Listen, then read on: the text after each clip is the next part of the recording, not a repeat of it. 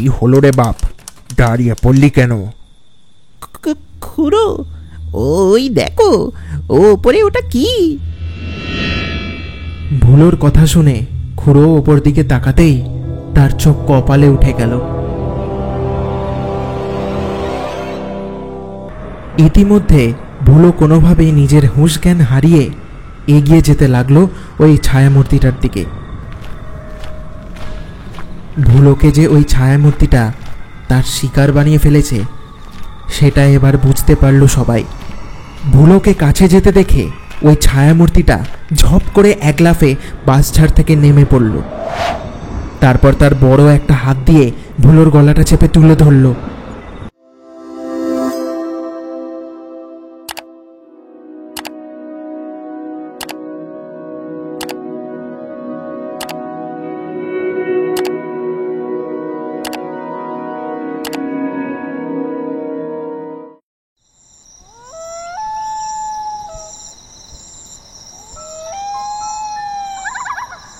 দিন দশেক হয়েছে দুর্গাপুজো শেষ হয়েছে।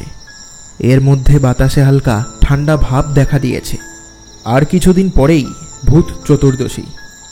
লোকে বলে এই ভূত চতুর্দশীতে নাকি অশুভ আত্মারা পুনরায় জেগে ওঠে।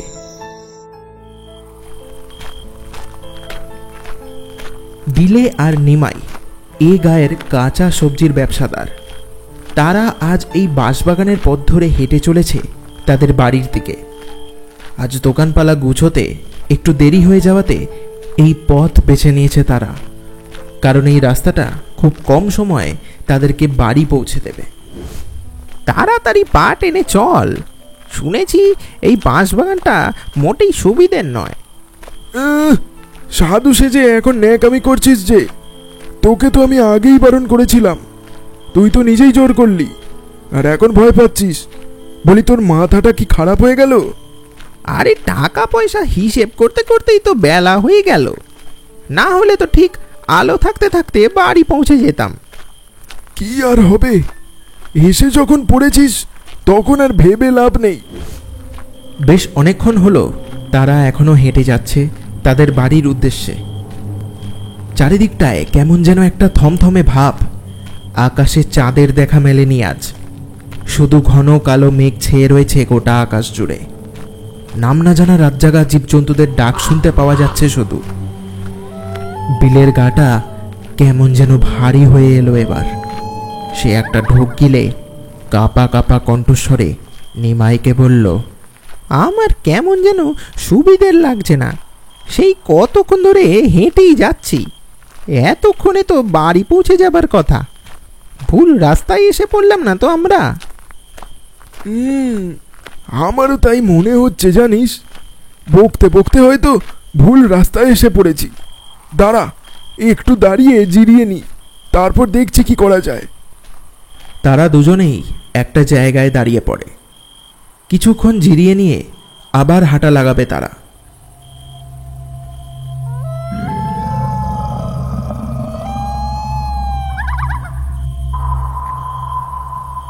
নিমাই বিলের মুখের দিকে তাকিয়ে লক্ষ্য করল বিলের চোখ দুটো কেমন যেন বিস্ফারিত হয়েছে। সে কি যেন একটা ভয়ঙ্কর জিনিস দেখে ফেলেছে। মুখটা ফ্যাকাশে করে মৃদু স্বরে বিলে নিমাইকে বলল, ওটা কি রে? দেখ, ও ওপরের ওই বাঁশঝাড়ে ঝুলে আছে, আমাদের দিকেই তাকিয়ে। বিলের কথা শুনে নিমাই তাকালো ওই বাঁশঝাড়ের দিকে। একটা বয়স্ক লোক, রোগা লিকপিকে তার চেহারাটা, অন্ধকারে চোখ দুটো টর্চের মতো জ্বলছে।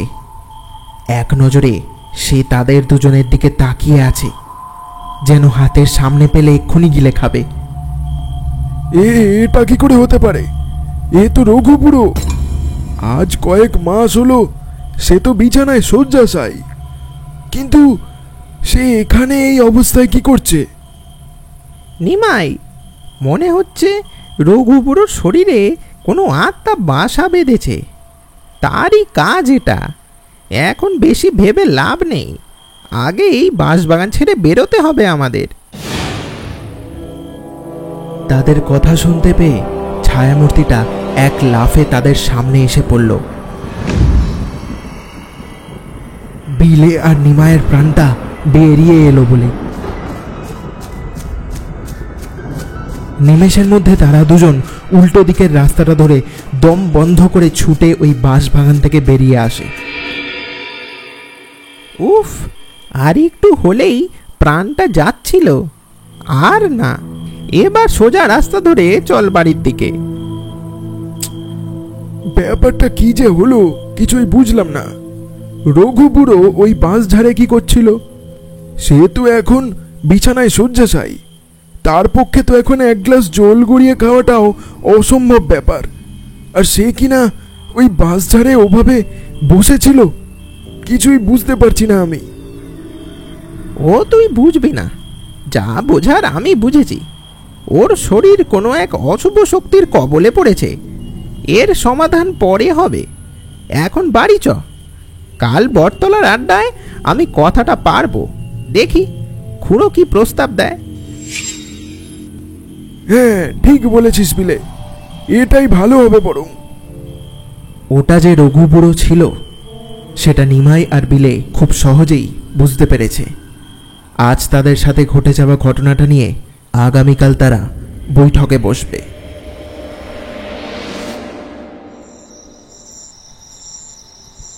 পরের দিন যথারীতি সন্ধেবেলায় বিলে আর নিমাই কাজকর্ম মিটিয়ে হাজির হয় বটতলার আসরে। তা তোরা দুজন কি যেন একটা বলবি বলছিলি? হ্যাঁ গো খুড়ো, সে তো খুব কেলেঙ্কারি কাণ্ড গো। একটু পরিষ্কার করে বল বাপ, এই হেয়ালি আমার বোঝার বাইরে। আসলে খুড়ো, কালকে আমরা যখন ওই বাঁশবাগানের পথ ধরে বাড়ি ফিরছিলাম, তখন হঠাৎ আমাদের সামনে একটা ছায়ামূর্তি এসে আমাদের পথ আটকে দাঁড়ায়। পড়ি কি মরি করে কোনোভাবে আমরা ওখান থেকে পালিয়ে আসি। হ্যাঁ গো খুড়ো, নিমাই ঠিকই বলেছে। কিন্তু জানো, ওই ছায়ামূর্তিটাকে কেমন যেন ওই রঘু বুড়োর মতো দেখতে ছিল। ওই বাঁশবাগান খুব একটা সুবিধের না, তা আমি শুনেছি। কিন্তু তোদের মতো কাউকে কোনো অশরীরীর কবলে পড়তে শুনিনি। কিন্তু যা বললি সেটা শুনে তো আমার আশ্চর্য লাগছে। রঘু বুড়ো আজ কয়েক মাস ধরে বিছানায় শয্যাশায়ী। মরো মরো অবস্থা তার। সে ওখানে ওভাবে কি করে থাকতে পারে? না, ব্যাপারটা ভালো ঠেকছে না আমার। সবাই আলোচনায় ব্যস্ত ছিল। ঠিক এমন সময় ভুলও তাদের আড্ডায় এসে হাজির হয়। লোকটা এই গ্রামেই থাকে, ওই এইদিক ওদিক সবাইকে খবর দিয়ে বেড়ায় আর কি। খবর আছে গো খুড়ো, রঘু বুড়ো এই একটু আগেই মারা গেছে গো।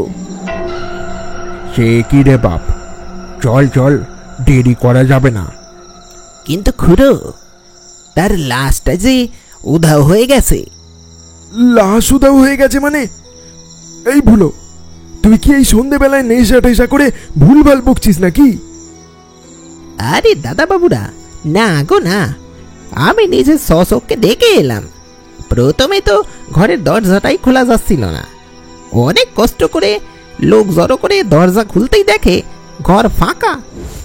বুড়োকে কেউ খুঁজে পেলনি। সবাই ভেবেছিল যে বুড়ো ঘরের ভিতরে মরে পড়ে আছে। কিন্তু এখন যে ভৌতিক ঘটনা ঘটে গেল গো, আমি তো কিছুই বুঝতে পারছি না। আচ্ছা ভুলো, এখন ওসব কথা থাক। আগে চ, ওর বাড়ি গিয়ে দেখি কি অবস্থা। খুড়ো আর বাকি সবাই মিলে রঘুর বাড়ি গিয়ে তার স্ত্রীকে এই ব্যাপারে জিজ্ঞেস করতেই সে বলল, দেখেন না দাদা বাবু, কি কাণ্ড। দুপুরে আমি তাকে নিচে খাবার খাইয়ে ওষুধপালা দিয়ে গেছিলাম। সন্ধে হয়ে যেতে আমি তাকে ডাকার জন্য তার ঘরে গিয়েছিলাম। গিয়ে দেখি দরজাটা ভেতর থেকে বন্ধ। যেই মানুষটা নিজের হাতে খাবার খাবার অবস্থাতেই নেই, সে নিজে কি করে ভেতর থেকে দরজা বন্ধ করবে বলুন? খুবই আশ্চর্য লাগছে ব্যাপারটা। লোকটার কি হলো বলতো ভুলো? কি জানি গো খুড়ো, আর সব থেকে বড় প্রশ্ন এটাই যে বুড়োটা গেল কোথায়? উধাও হয়ে গেল নাকি? সব কিছু যেন গুলিয়ে যাচ্ছে আমার। না, ব্যাপারটা সুবিধের মনে হচ্ছে না। এই সব জটিল রহস্যের সমাধান শুধু একটা জায়গাতেই পাওয়া যেতে পারে। বিলে আর নিমাইয়ের কথা মতো তারা বুড়োকে ওই বাঁশ বাগানে রেখেছিল। বুড়ো এখন নির্ঘাত ওই বাঁশ বাগানের দিকেই গেছে। চল সবাই ওই বাঁশ বাগানে। আর হ্যাঁ, সবাই নিজের সাথে মশাল নিতে ভুলবি না। খুড়োর কথা এই গ্রামের প্রতিটা লোকই মেনে চলে। তাই খুড়োর কথা মতো সবাই যে যার হাতে একটা করে মশাল নিয়ে চলে গেল ওই বাঁশবাগানের দিকে। সেখানে পৌঁছে সবাই বুড়োকে অনেক ডাকাডাকি করেও খুঁজে পেল না। খুড়ো, আর একটু ভিতরে গিয়ে দেখবে নাকি গো? ওরে বাবা রে, ও খুড়ো, তুমি কি সত্যি সত্যি ভিতরে যাবে নাকি গো? এমনিতেই রাত হয়েছে, তার চেয়ে ভালো কাল সকালে এসে না হয়ে দেখা যাবে। এখন চলো, ভালোই এখান থেকে কেটে পড়ি। আরে এত ভয় পেলে সমস্যার সমাধান হবে কি? বেশি কথা না বাড়িয়ে চল একটু ভিতরে গিয়ে দেখা যাক। সবাই খুড়োর আদেশ পালন করে চলে যায় বাঁশবাগানের গভীরে। তারা যতই ভিতর দিকে যাচ্ছে, চারিদিকটা ততই অন্ধকারে ঢেকে যাচ্ছে। বাঁশবাগানের ভিতরটা এখন যেন একটু বেশি ভয়ানক রূপ নিয়েছে। চলতে চলতে ভুলো হঠাৎ দাঁড়িয়ে পড়ে। তাকে দেখে বাকি সবাই ও হাঁটা থামিয়ে দেয়। ভুলো ফ্যাল করে চেয়ে রয়েছে ওপর দিকে। এই ভুলো, কি হলো রে বাপ? দাঁড়িয়ে পড়লি কেন? খুড়ো, ওই দেখো ওপরে ওটা কি? ভুলোর কথা শুনে খুড়ো ওপর দিকে তাকাতেই তার চোখ কপালে উঠে গেল। লম্বা বাঁশঝাড়ে ঝুলে আছে একটা লোক। গায়ের রং কালো, হাত দুটো অস্বাভাবিক লম্বা, আর চোখ দুটো আগুনের মতো জ্বলছে।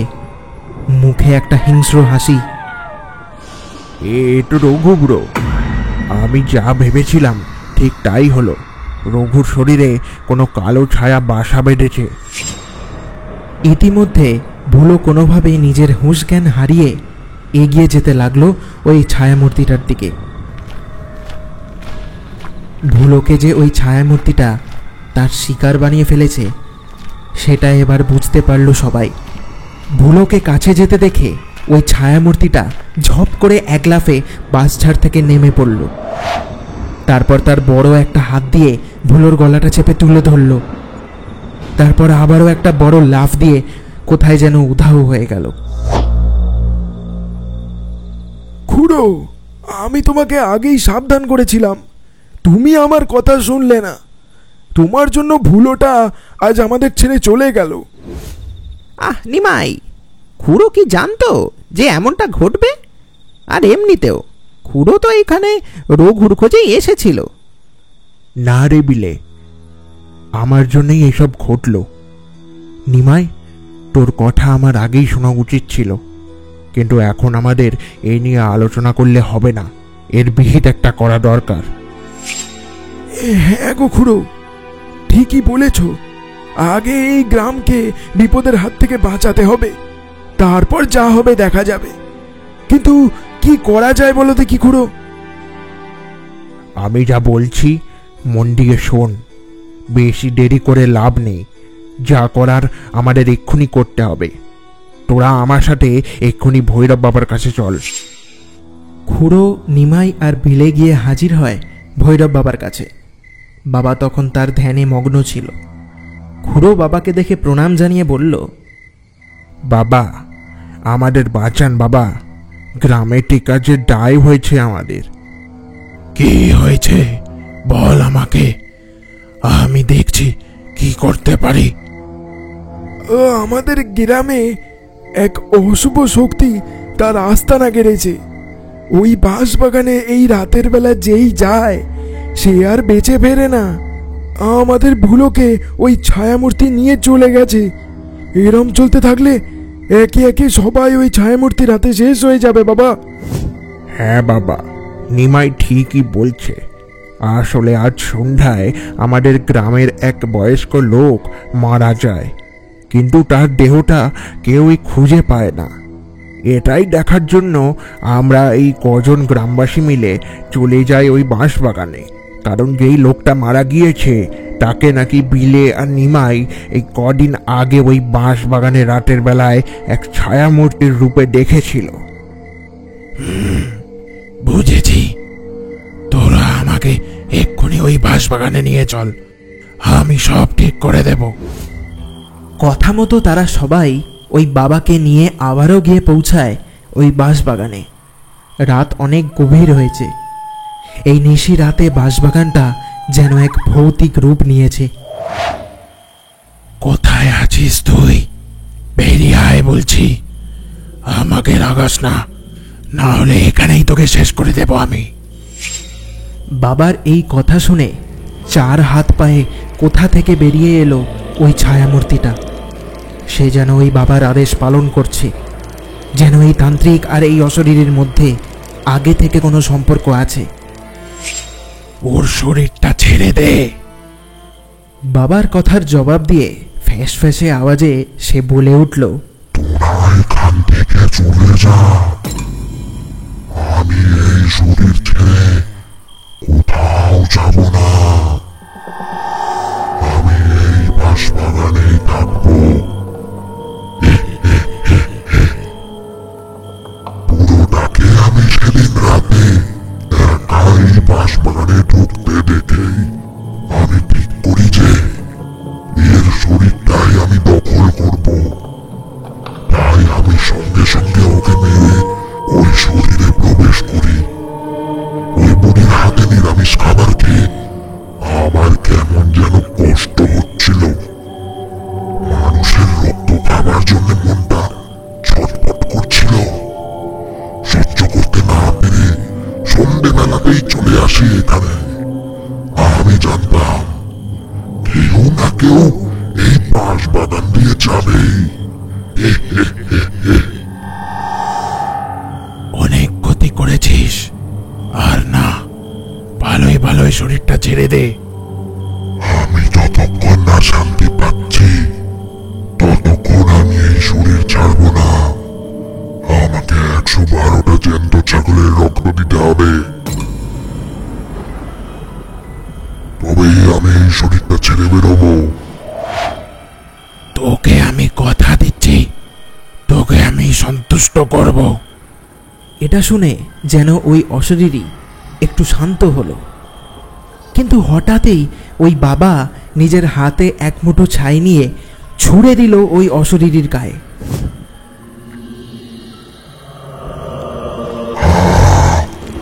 তুই কি করলি বন্ধতান্ত্রিক? তোকে আমি ছাড়বো না।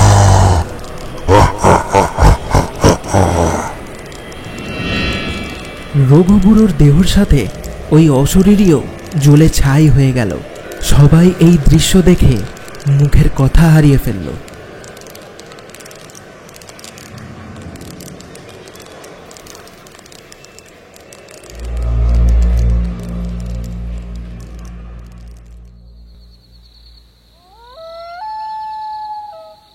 আজ ভূত চতুর্দশী।